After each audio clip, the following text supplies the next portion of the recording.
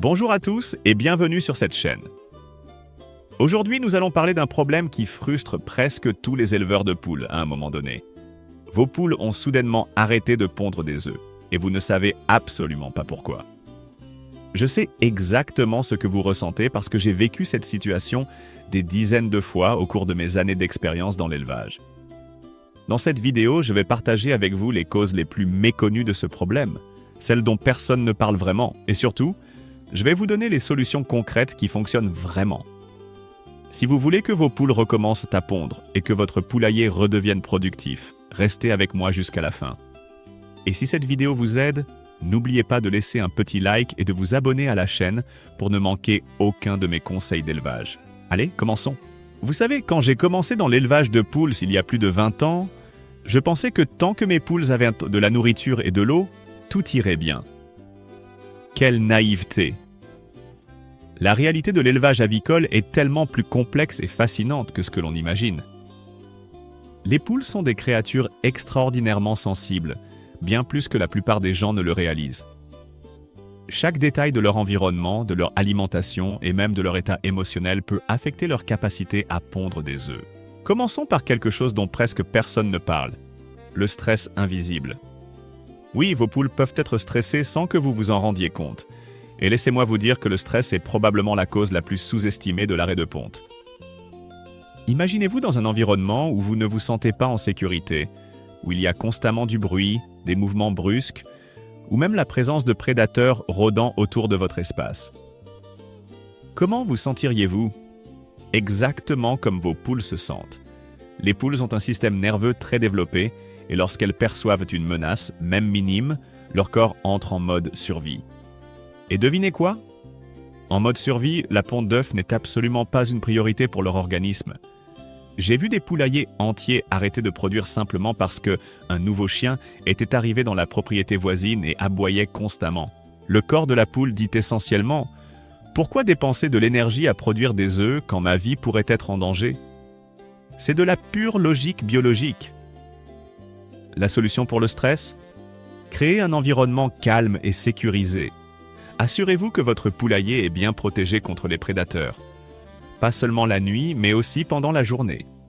Les rapaces, les renards, les belettes, même les rats peuvent créer une atmosphère de peur constante.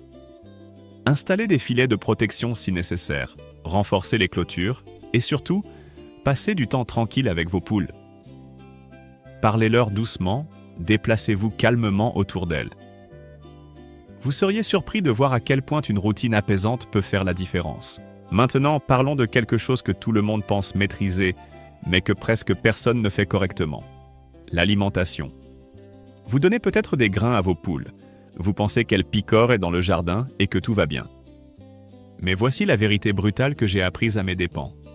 La production d'œufs est l'une des activités les plus exigeantes sur le plan nutritionnel qu'un animal puisse faire.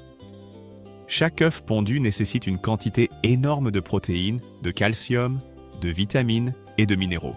Si votre poule ne reçoit pas exactement ce dont elle a besoin, son corps va simplement arrêter de produire.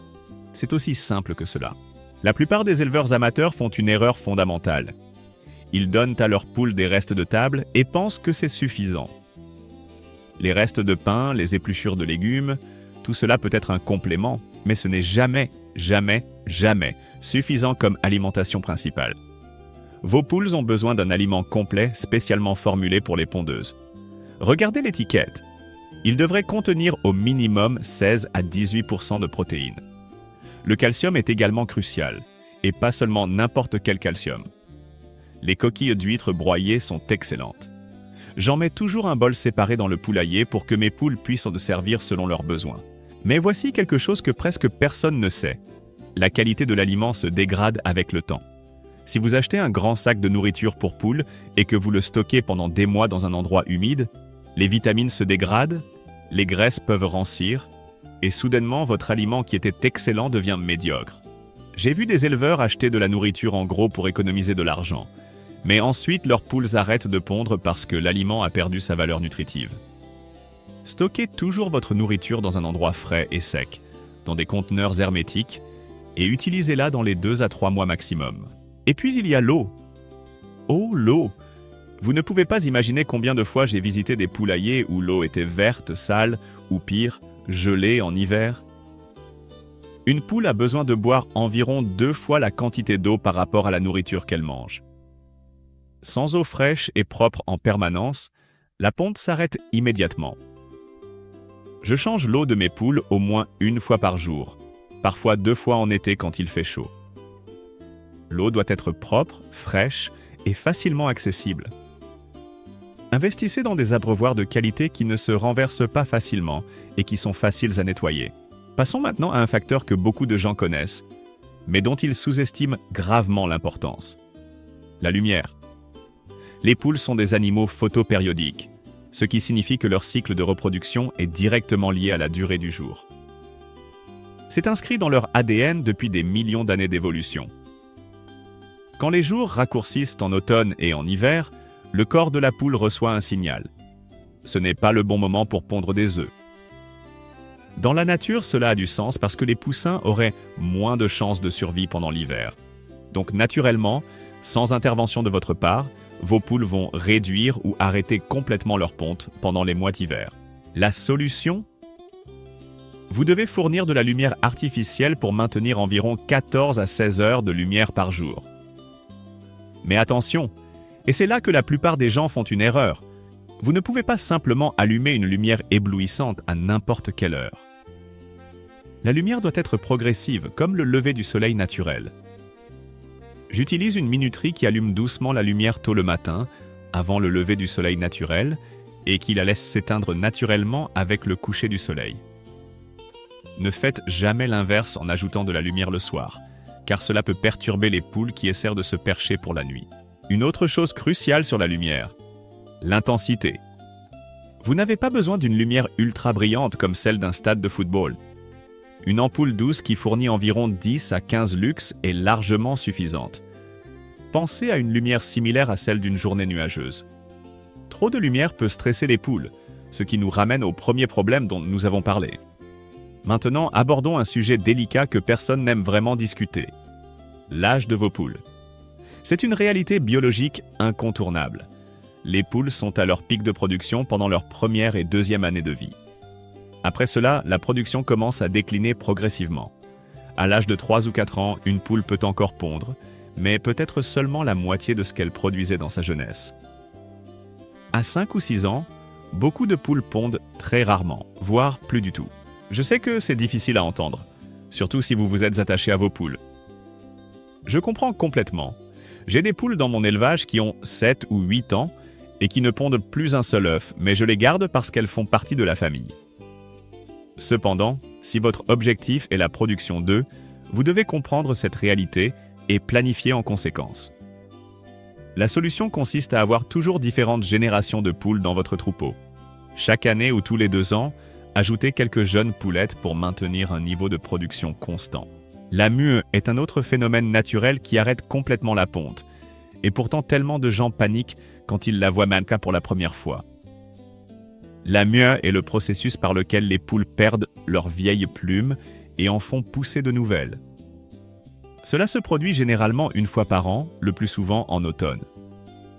Pendant la mue, vous allez voir des plumes partout dans le poulailler et vos poules peuvent avoir l'air un peu déplumées et pathétiques.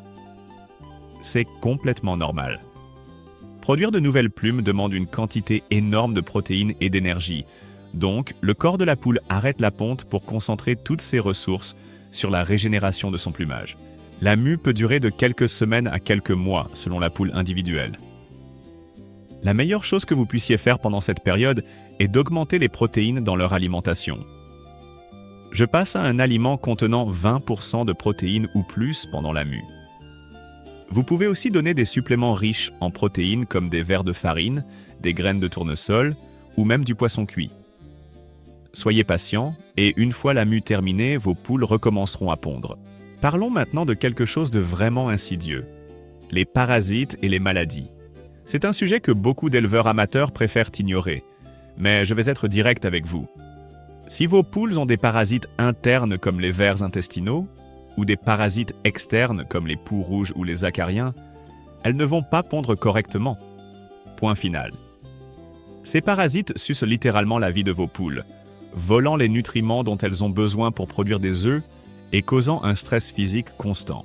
Les signes de parasites peuvent être subtils au début. Vous pourriez remarquer que vos poules sont un peu léthargiques, que leurs crêtes sont plus pâles que d'habitude, ou qu'elles perdent du poids malgré une alimentation normale. Les poux rouges sont particulièrement vicieux, car ils se cachent dans les fissures du poulailler pendant la journée et sortent que la nuit pour se nourrir du sang des poules. J'ai vu des cas où des poules en parfaite santé sont devenues anémiques en quelques semaines à cause d'une infestation de poux rouges. La prévention est absolument la clé ici. Inspectez régulièrement vos poules, soulevez leurs ailes, regardez autour de leur cloaque, vérifiez leurs plumes. Nettoyez le poulailler régulièrement et complètement. J'utilise de la terre de diatomée saupoudrée dans les zones de bain de poussière et dans les coins du poulailler. Pour les vers intestinaux, vous devriez vermifuger vos poules au moins 2 fois par an, même si elles semblent en bonne santé. C'est une mesure préventive qui fait une énorme différence. Les maladies sont une autre histoire. Certaines maladies aviaires peuvent arrêter la ponte sans tuer la poule. La bronchite infectieuse, par exemple, peut endommager de façon permanente le système reproductif d'une poule. La prévention par une bonne hygiène et, si possible, la vaccination est cruciale. Si vous soupçonnez une maladie, consultez un vétérinaire aviaire. Ne tentez pas de diagnostic à domicile pour des problèmes graves. La température est un facteur que beaucoup de gens négligent complètement. Les poules sont des animaux remarquablement adaptables, mais il y a des limites. Quand il fait extrêmement chaud, au-dessus de 35 degrés Celsius, les poules utilisent toute leur énergie pour rester fraîches. Elles allaitent, elles cherchent l'ombre, elles boivent énormément et la ponte devient secondaire. De même, quand il fait extrêmement froid, en dessous de 0, leur corps brûle des calories juste pour maintenir leur température corporelle. Pour le stress thermique en été, l'ombre est votre meilleur ami. Assurez-vous que votre parcours extérieur a des zones ombragées. J'ai planté des arbustes et installé des parasols dans mon parcours. Donnez-leur de l'eau fraîche plusieurs fois par jour. Vous pouvez même ajouter des glaçons dans leur abreuvoir. Certains éleveurs donnent des pastèques congelées comme friandises rafraîchissantes. Et les poules adorent ça. Pour l'hiver, assurez-vous que le poulailler est bien isolé mais ventilé. C'est un équilibre délicat. Vous voulez garder la chaleur à l'intérieur, mais vous devez également avoir une circulation d'air suffisante pour éviter l'accumulation d'humidité et d'ammoniac. L'humidité en hiver est pire que le froid lui-même. J'utilise de la paille épaisse sur le sol comme litière, ce qui fournit une isolation naturelle, et augmenter légèrement les calories dans leur alimentation en hiver, en ajoutant par exemple du maïs concassé qui génère de la chaleur pendant la digestion. L'espace est un autre facteur critique que presque tout le monde sous-estime dramatiquement. J'ai vu tellement de poulaillers surpeuplés où les gens essaient de garder 12 poules dans un espace qui devrait en accueillir 6 maximum. Quand les poules sont entassées, plusieurs problèmes se produisent simultanément. Premièrement, le stress augmente de façon exponentielle. Les poules sont des animaux sociaux avec une hiérarchie claire et quand l'espace est limité, les tensions augmentent. Les poules dominantes peuvent empêcher les poules plus faibles d'accéder à la nourriture et à l'eau. Deuxièmement, les maladies se propagent beaucoup plus rapidement dans un environnement surpeuplé. Troisièmement, il n'y a tout simplement pas assez de nids pour que toutes les poules puissent pondre confortablement. La règle générale que je recommande est au minimum 1 mètre carré par poule à l'intérieur du poulailler et au moins 3 à 4 mètres carrés par poule dans le parcours extérieur. Plus vous pouvez donner d'espace, mieux c'est. J'ai remarqué que mes poules sont beaucoup plus heureuses et productives dans un environnement spacieux où elles peuvent exprimer leur comportement naturel comme gratter le sol, prendre des bains de poussière et explorer. Les nids sont également importants. Vous devriez avoir au moins un nid pour 4 poules. Les nids doivent être confortables, privés et situés dans la partie la plus sombre du poulailler. Les poules aiment pondre dans un endroit qui leur semble sûr et protégé. J'ai tapissé mes nids avec de la paille douce et je les nettoie régulièrement. Si les nids sont sales ou inconfortables, les poules peuvent refuser de les utiliser et commencer à pondre ailleurs, ou pire, arrêter complètement de pondre. Un autre aspect souvent négligé est la routine et la constance. Les poules sont des créatures d'habitude. Elles aiment la prévisibilité. Si vous changez constamment l'heure à laquelle vous les nourrissez, si vous déplacez le poulailler, Si vous introduisez de nouvelles poules sans transition appropriée, tout cela peut perturber leur système et arrêter la ponte. J'essaie de maintenir une routine aussi constante que possible. Je nourris mes poules à la même heure chaque matin, je ramasse les œufs à la même heure. Je nettoie le poulailler selon un calendrier régulier. Cette prévisibilité crée un sentiment de sécurité qui favorise la ponte. Quand vous introduisez de nouvelles poules dans un troupeau existant, faites-le progressivement. La hiérarchie du poulailler doit être réétablie et cela peut être stressant pour tout le monde. J'utilise généralement une méthode d'introduction en 2 phases. D'abord, je garde les nouvelles poules dans un enclos séparé, mais adjacent pendant 1 semaine ou 2, pour que tout le monde puisse se voir et s'habituer à la présence de l'autre. Ensuite, je les mélange, en surveillant étroitement les interactions pendant les premiers jours. L'un des problèmes les plus subtils que j'ai découvert au fil des années concerne la génétique et la qualité de vos poules. Toutes les poules ne sont pas créées égales. Si vous achetez des poules de race ou de sources de mauvaise qualité, elles peuvent simplement ne jamais être de bonnes pondeuses, peu importe ce que vous faites. Les poules hybrides commerciales, comme les Rhode Island Red ou les Leghorns, ont été sélectionnées pendant des générations spécifiquement pour la production d'œufs. Les races ornementales ou patrimoniales peuvent être magnifiques, mais beaucoup ne pondent que quelques œufs par semaine dans le meilleur des cas. Quand vous achetez des poules, faites vos recherches sur l'éleveur. Achetez auprès de sources réputées qui se spécialisent dans les poules pondeuses. Demandez des informations sur les lignées parentales et le taux de ponte attendu. Oui, ces poules peuvent coûter un peu plus cher initialement, mais l'investissement en vaut la peine si vous voulez une production d'œufs fiable.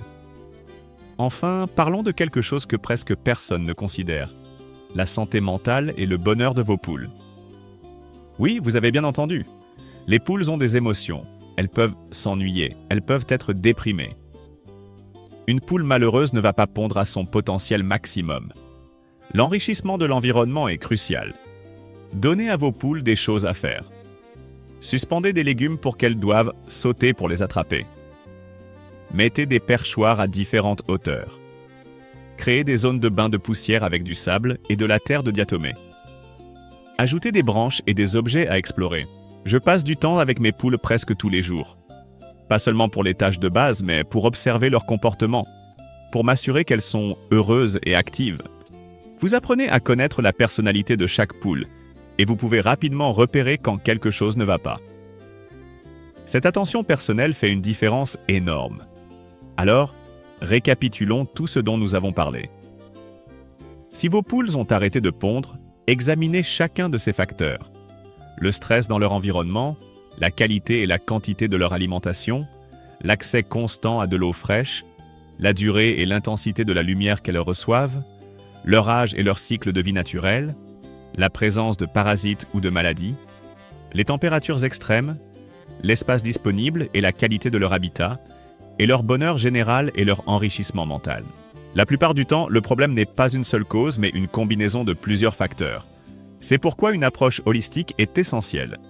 Ne cherchez pas de solution miracle en un jour. Prenez le temps d'évaluer chaque aspect de la vie de vos poules, faites des ajustements progressifs et soyez patient. La ponte peut ne pas reprendre immédiatement, surtout si vos poules sont en mue ou si c'est l'hiver. Mais si vous créez les bonnes conditions, la nature suivra son cours. Une dernière chose que je veux partager avec vous, basée sur toutes mes années d'expérience. L'élevage de poules est autant un art qu'une science. Oui, il y a des règles et des principes biologiques, mais il y a aussi de l'intuition, de l'observation et une connexion avec vos animaux. Les meilleures décisions que j'ai prises dans mon élevage sont venues de simplement passer du temps avec mes poules, de les observer, de comprendre leur comportement individuel et collectif. Chaque troupeau est différent, chaque poulailler a sa propre dynamique. Ce qui fonctionne parfaitement pour un éleveur peut nécessiter des ajustements pour un autre. N'ayez pas peur d'expérimenter, d'essayer différentes approches et surtout d'apprendre de vos erreurs. J'ai fait tellement d'erreurs au fil des ans, mais chacune m'a enseigné quelque chose de précieux. Si vous prenez ne serait-ce qu'une chose de cette vidéo, que ce soit celle-ci, vos poules sont des êtres vivants complexes et sensibles qui méritent votre attention, votre respect et vos soins. Quand vous leur donnez ce dont elles ont vraiment besoin, non seulement elles vous récompenseront avec des œufs délicieux et nutritifs, mais elles vous apporteront également de la joie, de la satisfaction et une connexion avec la nature qui est de plus en plus rare dans notre monde moderne. J'espère sincèrement que cette vidéo vous a aidé à comprendre pourquoi vos poules ont peut-être arrêté de pondre. Et, plus important encore, ce que vous pouvez faire pour résoudre le problème. Si vous avez des questions spécifiques ou si vous voulez partager votre propre expérience, laissez un commentaire ci-dessous. J'adore lire vos histoires et répondre à vos questions. Et si cette vidéo vous a été utile, n'oubliez pas de cliquer sur le bouton like et de vous abonner à la chaîne pour ne manquer aucune de mes futures vidéos sur l'élevage de poules et d'autres animaux de ferme. Prenez soin de vos poules et elles prendront soin de vous. À très bientôt pour une nouvelle vidéo.